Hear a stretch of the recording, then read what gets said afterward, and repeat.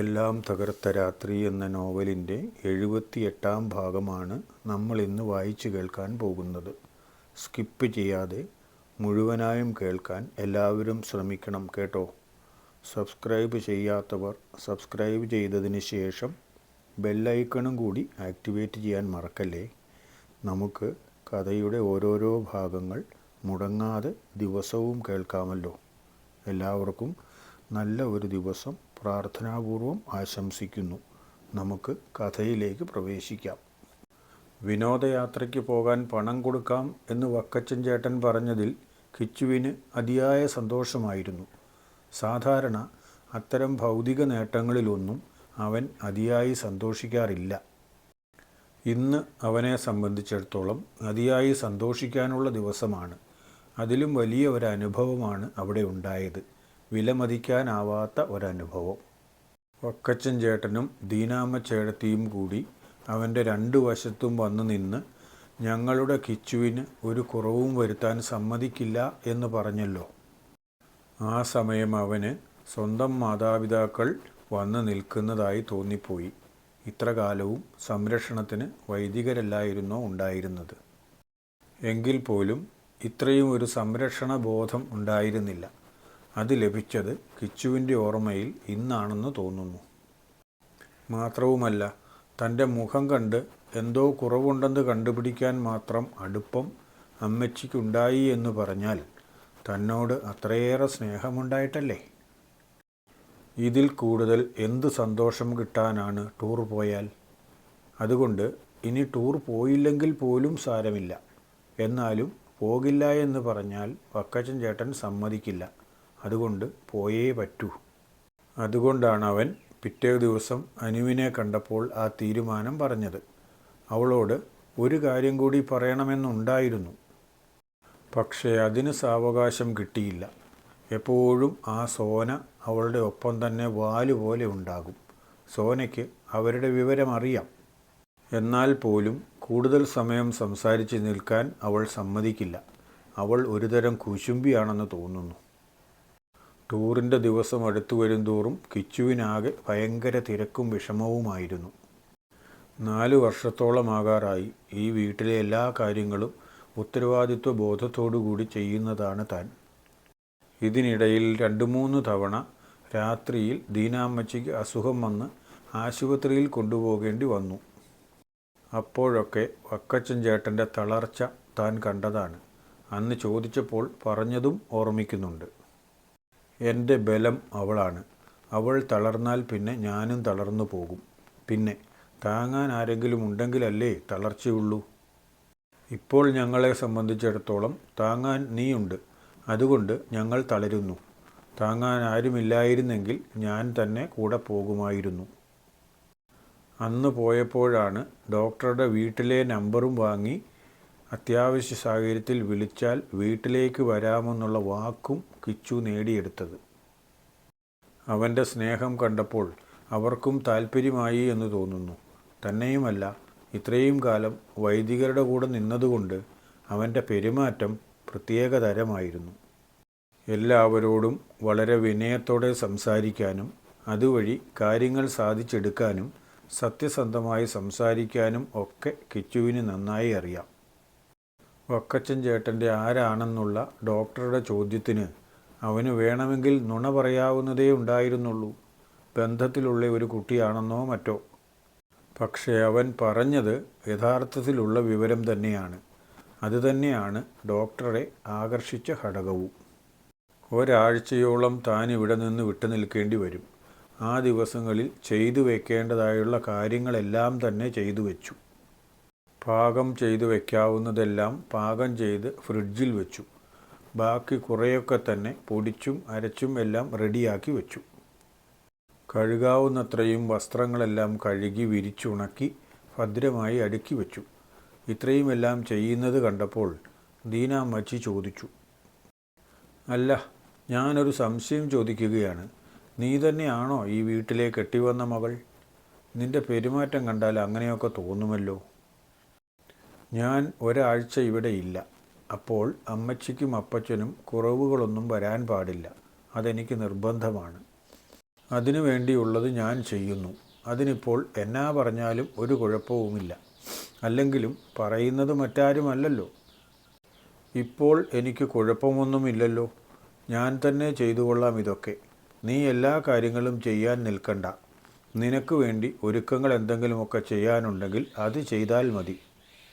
ഞാൻ ഇത്രയൊക്കെ ചെയ്തു വെച്ചാലും അമ്മച്ചിക്ക് കുറേ പണി ബാക്കി കാണും. അത് മാത്രം ചെയ്താൽ മതി. ബാക്കിയൊക്കെ ഞാനുള്ള അത്രയും കാലം ഞാൻ തന്നെ ചെയ്തു കൊള്ളാം. അവനോട് ആ ഒരു കാര്യത്തിൽ മാത്രം തർക്കിച്ചതുകൊണ്ട് ഒരു ഉപകാരവുമില്ല. വെറുതെ വായിലെ വെള്ളം പറ്റിക്കാം എന്ന് മാത്രം. അതുകൊണ്ട് ദീനാമ്മച്ചി പിന്മാറി. ഉദ്ദേശിച്ചത്രയും പണികളെല്ലാം ചെയ്തു വെച്ച് കഴിഞ്ഞിട്ട് ഓരോ ദിവസവും കഴിക്കേണ്ട മരുന്നുകൾ പ്രത്യേകം പ്രത്യേകം കടലാസ് കൂടിൽ നമ്പർ എഴുതി വെച്ചു. എന്നിട്ട് അമ്മച്ചി എന്നെഴുതിയ ഒരു പാത്രത്തിൽ ഒരാഴ്ചത്തേക്കുള്ളത് ഇട്ടുവെച്ചു. അപ്പച്ചന് കഴിക്കാനുള്ളത് അപ്പച്ചൻ എന്നെഴുതിയ പാത്രത്തിലും ഇട്ടുവെച്ചു. ഓരോ പാത്രത്തിൽ നിന്ന് ഓരോ ദിവസത്തേക്കുള്ളത് എടുത്ത് കഴിച്ചാൽ മാത്രം മതി. അത് പ്രത്യേകം പറഞ്ഞേൽപ്പിക്കുകയും ചെയ്തു. അതിനും പുറമെ ഡോക്ടറെ വിളിച്ച് ഇങ്ങനെ ഒരു സഹായം കൂടി ചോദിച്ചു. ഇവർക്ക് വിളിക്കാൻ കഴിഞ്ഞില്ലെങ്കിലും ഡോക്ടർ എല്ലാ ദിവസവും ഒന്ന് വിളിച്ച് അന്വേഷിക്കാമോ? ഞാൻ ചോദിക്കുന്നത് ബുദ്ധിമോശമാണെങ്കിൽ എന്നോട് ക്ഷമിക്കണം. അതെന്താ, നീ എവിടെ പോകുന്നു? കോളേജിൽ നിന്ന് ഒരാഴ്ചത്തെ പഠനയാത്ര പോകുന്നതാണ്. എല്ലാവരും പോകുന്നതുകൊണ്ട് നിവൃത്തിയില്ലാതെ എനിക്ക് സമ്മതിക്കേണ്ടി വന്നു. ഒരാഴ്ചത്തെ കാര്യമല്ലേ ഉള്ളൂ. ഞാൻ ഇടയ്ക്കൊക്കെ അന്വേഷിച്ചു കൊള്ളാം. നീ ധൈര്യമായി പോയി വാ. കിച്ചുവിൻ്റെ ഒരുക്കങ്ങൾ ഏകദേശം അവന് തൃപ്തികരമായ രീതിയിൽ പൂർത്തിയായി. സ്ഥലം മാറിപ്പോയ അച്ഛനോടുകൂടി ഒന്ന് പറയണമെന്നുണ്ടായിരുന്നു. ജീവിതത്തിൽ ആദ്യമായി കുറേ അകലേക്ക് പോകുന്നതല്ലേ. അങ്ങനെ ആഗ്രഹിച്ചിരുന്ന സമയത്താണ് അനു പറഞ്ഞത് കോൺവെൻറ്റിലെ കുർബാനയ്ക്ക് അച്ഛൻ വരുന്നുണ്ട് എന്ന്.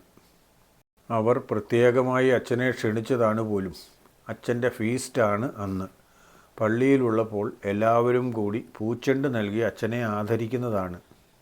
സ്ഥലം മാറി ചെന്ന ഇടവകയിൽ പൂച്ചെണ്ട് നൽകിയാലും ആദരിച്ചാലും താൻ അറിയില്ലല്ലോ. അച്ഛനോടുള്ള സ്നേഹം കൊണ്ടാണ് കോൺവെൻറ്റുകാർ കോൺവെൻറ്റിലേക്ക് കുർബാനയ്ക്ക് വേണ്ടി അന്ന് ക്ഷണിച്ചിരിക്കുന്നത്. അന്ന് വൈകുന്നേരം കോൺവെൻറ്റിൽ പോയാൽ അച്ഛനെ കാണാം. അച്ഛന് സമയമുണ്ടെങ്കിലല്ലേ അച്ഛന് നിൻ്റെ വീട്ടിലേക്ക് വന്ന് നിന്നെ കാണുകയുള്ളൂ എന്നാണ് അനു പറഞ്ഞത്. താൻ ആഗ്രഹിച്ചതുപോലെ തന്നെ അച്ഛനെ കണ്ട് പറഞ്ഞിട്ട് പോകാനുള്ള സൗകര്യം ഒത്തുകിട്ടിയതുകൊണ്ട് അവന് വളരെ സന്തോഷമായി. ക്ലാസ് കഴിഞ്ഞ് ചെന്നതേ അമ്മച്ചിയോട് വിവരം പറഞ്ഞിട്ട് കോൺവെൻറ്റിലെ കുർബാനയ്ക്ക് പോയി. കിച്ചു എത്തുമ്പോഴേക്കും കുർബാന തുടങ്ങിയിരുന്നു. കോൺവെൻറ്റിൻ്റെ പ്രധാന വാതിലിൽ നിന്ന് അകത്തേക്ക് കയറുമ്പോൾ ഒരു ഇടനാഴിയാണ്. അതിൽ ആദ്യത്തെ മുറിയിലാണ് വിശുദ്ധ കുർബാന അർപ്പിക്കുന്നതിനുള്ള ചാപ്പൽ. അവിടെ നിന്നും കുറച്ചുകൂടി മുന്നോട്ട് നടന്നാൽ രണ്ട് വശങ്ങളിലുമായി മുറികളാണ്. ഇടനാഴി അവസാനിക്കുന്ന സ്ഥലത്ത് വലതുവശത്തായി അടുക്കളയും ഇടതുവശത്തായി സ്വീകരണ മുറിയുമാണ്. സ്വീകരണ മുറിയിൽ വെച്ചാണ് വരുന്നവർക്ക് ഭക്ഷണം കൊടുക്കുന്നത്. സിസ്റ്റർമാർ ഭക്ഷണം കഴിക്കുന്നതും അവിടെ വെച്ച് തന്നെയാണ്. വിശുദ്ധ കുർബാന അർപ്പിക്കാൻ വേണ്ടി വരുന്ന അച്ഛന്മാർക്ക് കുർബാന കഴിഞ്ഞാൽ പിന്നെ കാപ്പി കൊടുത്തു മാത്രമേ കോൺവെൻറ്റിൽ നിന്ന് വിടാറുള്ളൂ. കിച്ചുവിന് ആ സ്ഥലം നന്നായി അറിയാവുന്നതാണ്. കുർബാന കഴിഞ്ഞതേ അച്ഛൻ അങ്ങോട്ട് പോകുന്നത് കണ്ടു. പുറകെ തന്നെ അവനും പോയി. അച്ഛൻ കാപ്പി കഴിച്ചു തുടങ്ങിയപ്പോഴേക്കും അവൻ അവിടേക്ക് കയറി ചെന്നു. മദർ അവനോട് പറഞ്ഞു, എടാ കിച്ചു, നീയും ഇരുന്ന് ഭക്ഷണം കഴിക്കാൻ തുടങ്ങ്.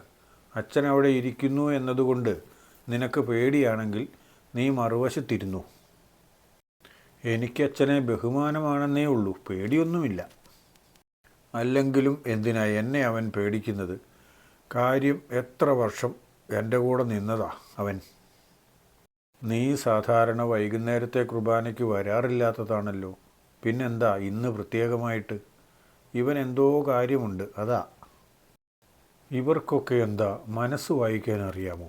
അതോ തങ്ങളുടെ പ്രവൃത്തികളിലെ പ്രത്യേകതകൾ കണ്ടു മനസ്സിലാക്കുന്നതായിരിക്കുമോ?